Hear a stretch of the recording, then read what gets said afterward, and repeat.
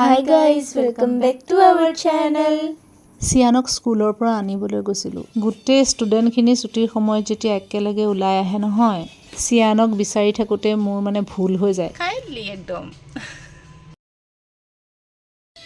মই ভাবি ততেই নেপাওঁ যে এনেকুৱা অকল মোৰেই হয় নে অন্য অভিভাৱকৰো মোৰ দৰেই হয়।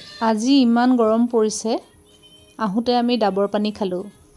মই ডাবৰ পানীটো খাই বিৰাটেই ভাল পাওঁ, লগতে নাৰিকলৰ মালাইটো যে আৰু ভাল লাগে।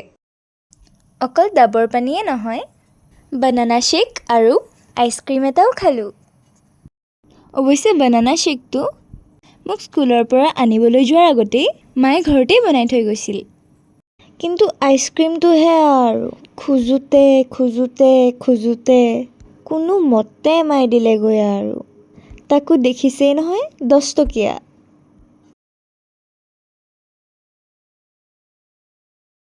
চিয়ানে কিবা ক্ৰাফ্টৰ বস্তু বনাব, মাটিৰ বাচন আনিবলৈ দিছিল। গতিকে মই মাটিৰ বাচন আনিবলৈ মাটিৰ বাচন পোৱা দোকানলৈ গৈছিলোঁ। Bye bye guys.